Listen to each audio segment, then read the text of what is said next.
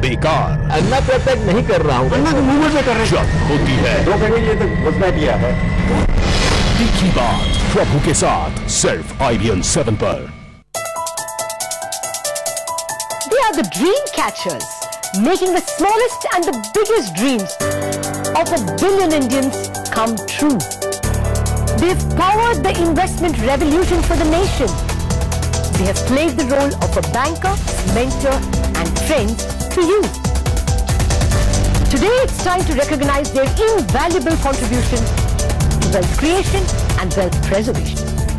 UTI Mutual Fund and CNBC TV 18 present the Financial Advisor Awards 2011, powered by ICRA. Nominate yourself today. Presenting sponsor UTI Mutual Fund. Mutual fund investments are subject to market risk. Read the offer document carefully before investing. Powered by ICRA. Partner Exchange MCX Stock Exchange, India's new stock exchange. Technology partner Mild Software, solutions for financial services.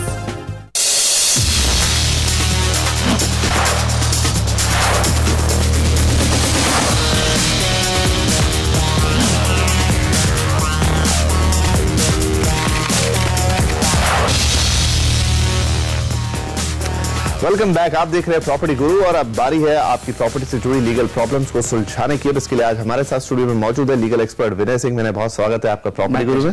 तो आइए विनय जी के साथ हम आपके सवाल जवाब का सिलसिले को आगे बढ़ाते हैं। लेते हैं अपने पहले कॉलर को। उदयपुर से विक्रम सिंह राठौर साहब ने हमें फोन किया। विक्रम जी, पूछिए अपना सवाल।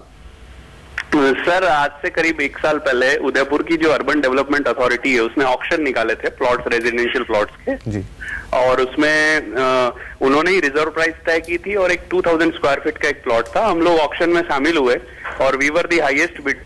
हमारे फेवर में वो बिड छूटी और उस दिन उसमें रूल ये होता है कि 1/4 ऑफ द अमाउंट आपको सेम डे डिपॉजिट करना है। जो 20 लाख का 1/4 अराउंड 5,50,000 हमने डिपॉजिट कर दिया और 3/4 अमाउंट जो है बिड अप्रूव करते हैं जो चेयरमैन होते हैं, वो is the collector of Udaipur. उसके बाद आपको 3/4 रेमिट करना होता है। उसके लिए 1 मंथ का टाइम रहता है। तो हम लोग उसका वेट कर रहे थे कि 3/4 के लिए वहां से डिमांड नोटिस आएगा।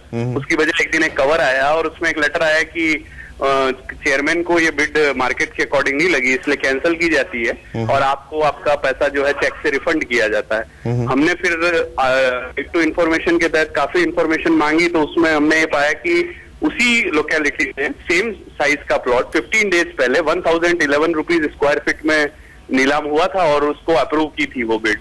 और 15 डेज बाद ही हमारा 1062 था। उसको जो बिड कमेटी थी उसमें स्टेट लेवल एडमिनिस्ट्रेटिव ऑफिसर्स होते हैं, उन्होंने प्राइमो फेसी अप्रूव कर दिया था उसको, बट चेयरमैन ने रिजेक्ट कर दिया उसको। जी, तो आप चाहते हैं कि ऐसे में आप क्या कानूनी तरीका अपनाएं कि आपको ये प्लॉट मिल पाए? जी विनय जी, इनके लिए क्या तरीका होगा, क्या सलाह होगी? विक्रम जी, आपने कोई लीगल स्टेप्स उठाए हैं इस मामले में? सर, हमने एक सूट फाइल किया है, सिविल सूट, बट मोस्टली जो लोगों से ये थोड़ा कोई पॉजिटिव नहीं मिलता, वो सब यही बोलते हैं कि it is in his discretionary power, collector की पावर में है और ये यूटिलाइज दोज पावर्स।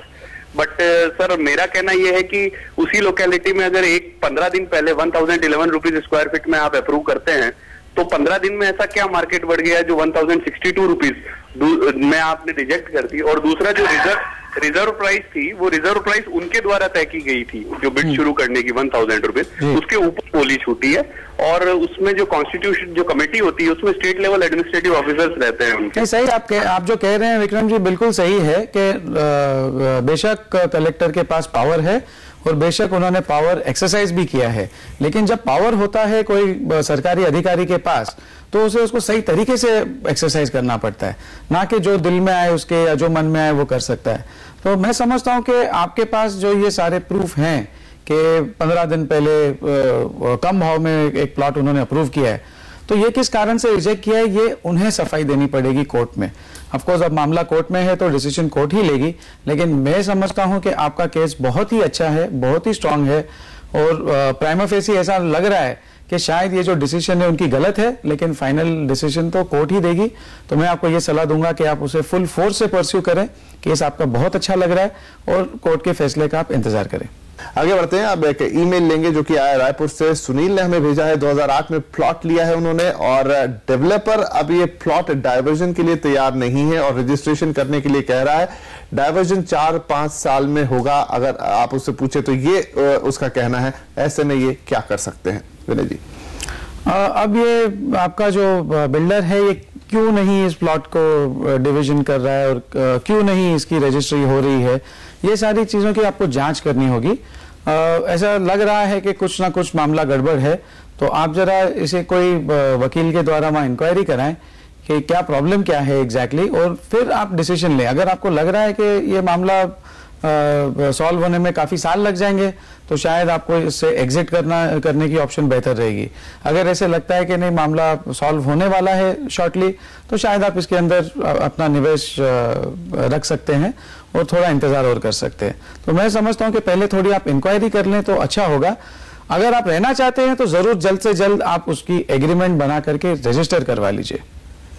चलिए, यहाँ पर एक और ईमेल हमारे पास कुणाल त्यागी साहब का जयपुर से आया है। पूछना चाहते हैं कि 10 साल पहले पतवाड़ी में उन्होंने जमीन ली थी।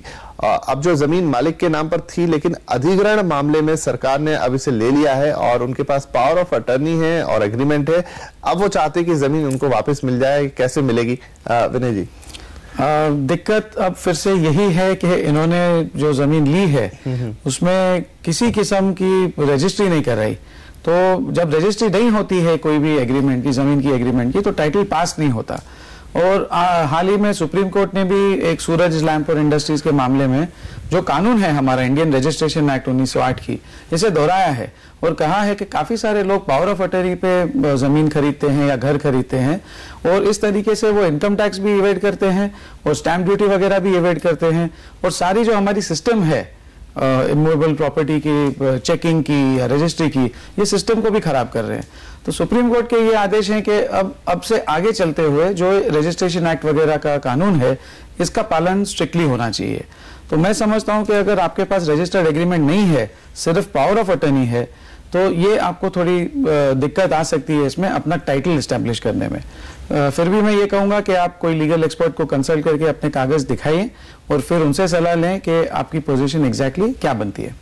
तो यहाँ पर आप सभी के लिए यही सलाह कि जब भी आप प्रॉपर्टी का लेन देन करें, प्रॉपर्टी खरीद फरोख्त करें, तो ऐसे में चाहे जमीन हो चाहे घर हो, वहां पर आप एग्रीमेंट जरूर कराएं और उस एग्रीमेंट को रजिस्टर भी कराएं, नहीं तो इस तरह की दिक्कत आपके साथ भी आ सकती है और तब आप अपने आप को बहुत असहाय महसूस करेंगे। फिलहाल यहाँ पर वक्त हो गया एक छोटे से ब्रेक का, लेकिन ब्रेक के बाद भी सवाल जवाब का सिलसिला जारी रहेगा। विनय जी हमारे साथ बने हुए हैं, आप भी कहीं मत जाइए, तुरंत हाजिर होते हैं इस ब्रेक के बाद।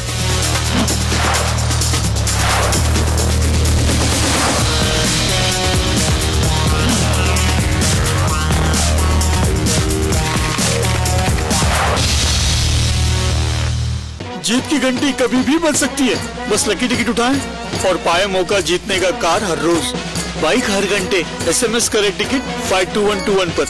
अब चले। Asian paints happy painting guide.